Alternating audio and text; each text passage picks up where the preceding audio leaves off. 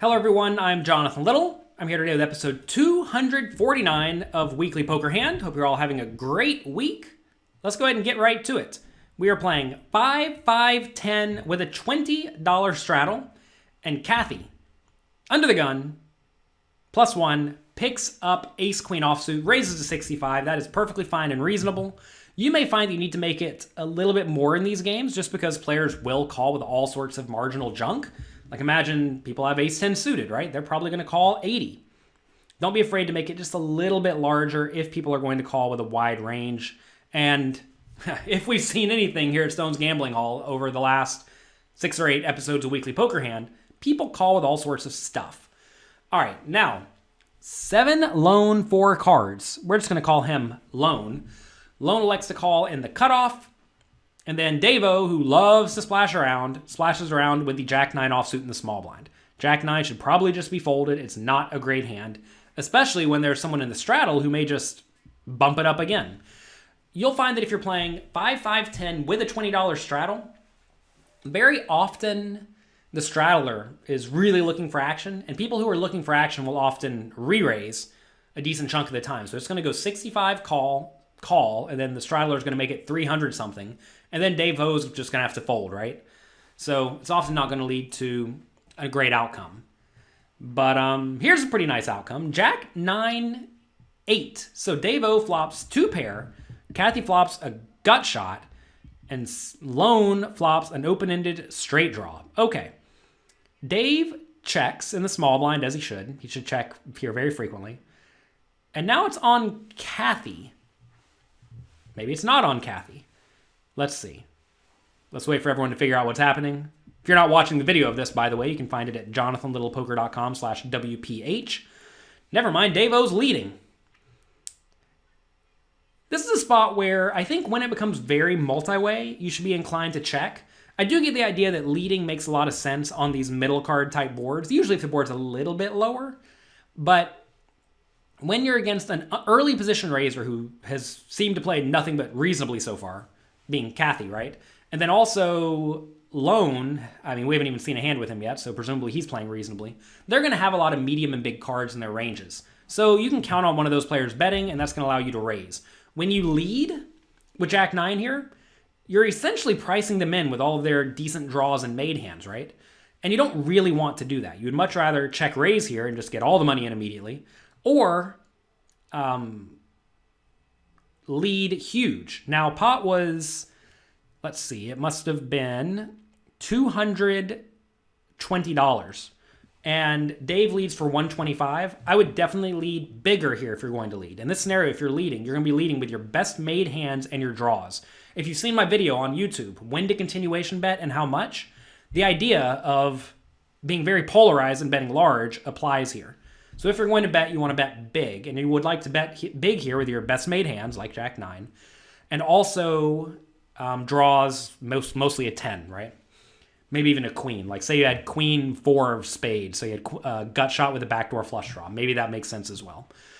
All right, anyway, he does bet. He bets 125, and now Kathy with the gut shot should just fold, and she does. And now Lone with ace-10 of spades, for an open-ended straight draw and an overcard in position, he elects to call, and I don't see any other option for him. At this point, whenever small blind leads, by the way, you don't want to be raising in the spot where your draws because the small blind very likely has either a good made hand, which you're crushed by, or a draw, which you're ahead of with ace high. So there's no point in raising. That said, you have to realize you are drawing with this ace 10. All right, turn is a king. Pretty nasty card for King Jack, or for Jack-9. But I think you should still keep betting. Dave decides to check, though. I'm trying to see how I feel about this. I think this is a scenario where if you had a strong made hand on the flop, it's still pretty good. Obviously, you lose to King Jack, King 9. But besides that, you're in fine shape. Also, there are a lot of draws you want to protect from, and there are a lot of marginal made hands that can easily call if you bet. Like, say Lone is sitting here with Queen Jack. Well, he's not going to fold if you bet again, right? Or say he did just turn a king with King Queen. He's not going to fold. Or if he had a hand like 10-9, he's not going to fold. So you just want to bet and get money in. The problem with checking is that if you check raise now and get action, you're probably going to be beat. And if you check call, well, that allows lone to very easily check behind on the river, and that makes it hard for you to get paid. So I think Dave just wants to keep betting. But he does check. Now, well, they went snap to the river. Should lone bet the turn with his ace-10 high? And I think he definitely should. This is a spot where if you bet and get raised, you can easily fold. It's not ideal, but you can fold. You have to think in this scenario about what are the worst hands in lone's range.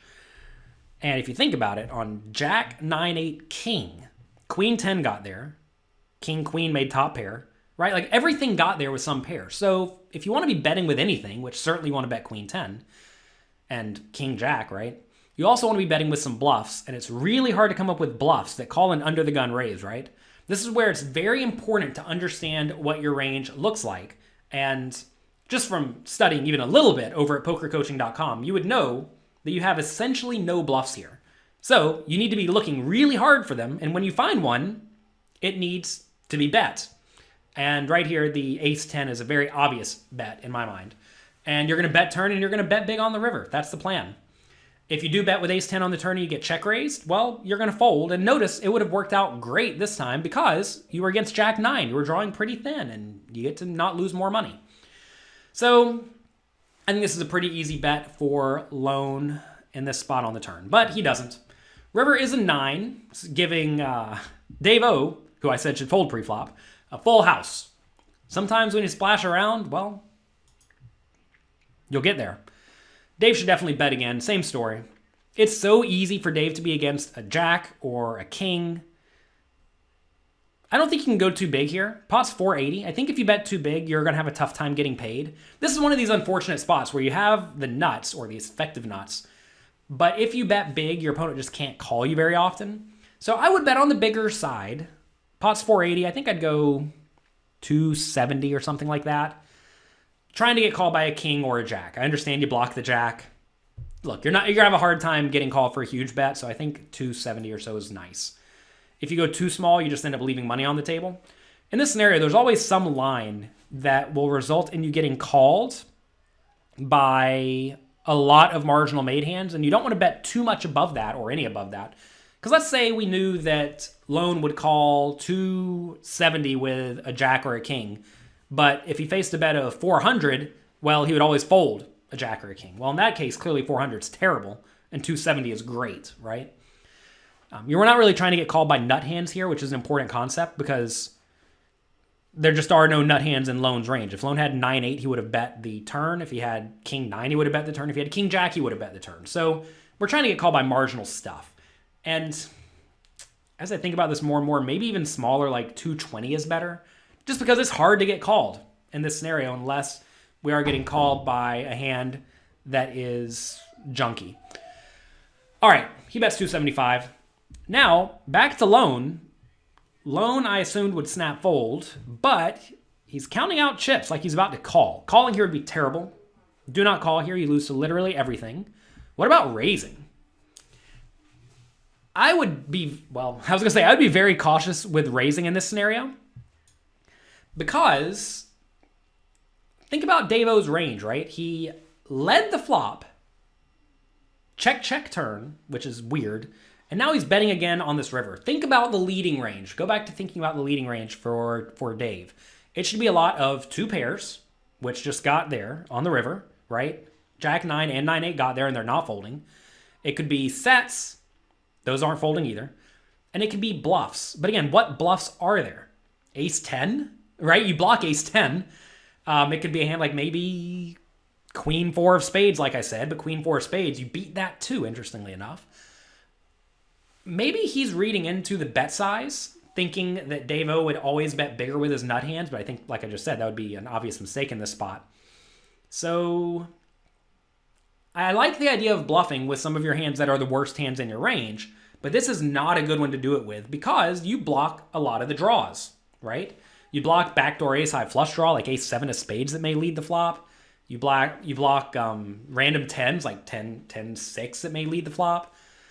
So this is not the hand to do this with. I think if you're going to be raising the river, it used to be a hand like Jack 8, but you bet Jack 8 on the turn. I guess you need to be raising a hand like 8-7. Would you even call a flop bet with 8-7? Probably not. This is a weird spot, right? In theory, if you have no bluffs besides like this exact ace-10, I guess you just need to use it as a bluff raise because you're bluffing. You're raising for value on the river some portion of the time, but I don't see this succeeding very often. Not because we can see the cards, but just in general. That said, it sure is strong. So the bet was at 275.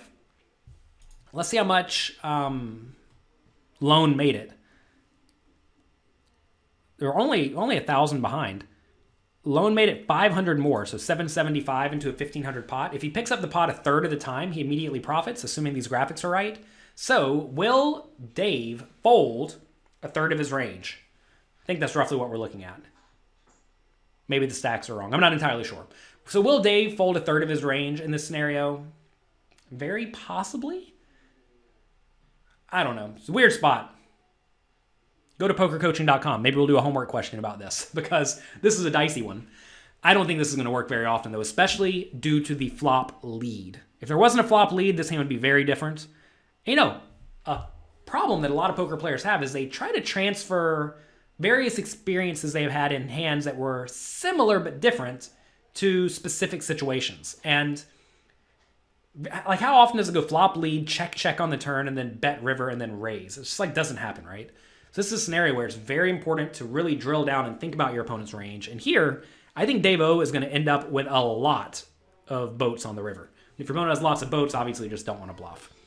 So anyway, back over to Dave O, and he instantly went all in.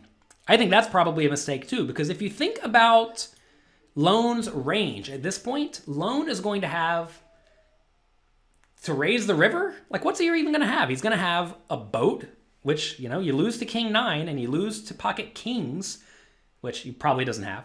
You lose to pocket jacks, which you block. I guess you beat 9-8, but I don't know if you need to be raising in this spot. This is close. I mean, this depends entirely on how often Lone is going to call the raise with Queen 10 or just a naked 9, right? Also, if you have a 9 here on the river, by the way, don't raise the river with just a 9. Just call the bet, because whenever you get called, you're often going to be in very bad shape. But I think in this scenario, the prudent line is definitely just to call in Dave O's shoes, because there actually are combinations of hands that you lose to. They're not likely to have been played in this way, but they exist.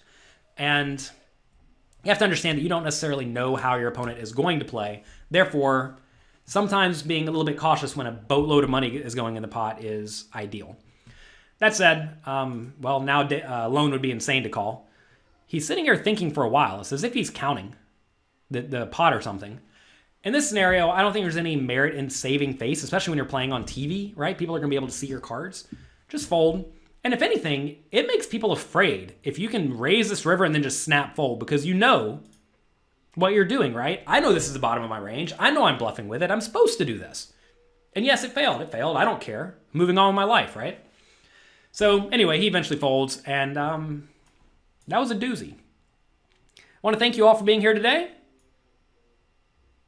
Have fun in your games. I hope you guys get to play in fun, action-packed games just like at Snone's Gambling Hall. That is what I wish for all of you for this week. Have fun, good luck, and I'll talk to you next time.